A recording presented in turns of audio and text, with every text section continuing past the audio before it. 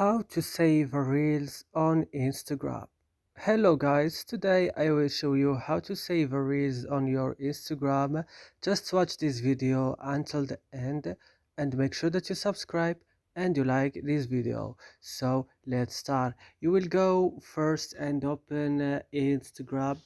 After this, when your Instagram is opening, I will go for example to reels video. Then I want to save it. I will just, for example, choose the video that I want to save. For example, I want to save this video of football. I will just go here and click on this 3 point. Then I will click on save like this. And that's, as you see, it's saved.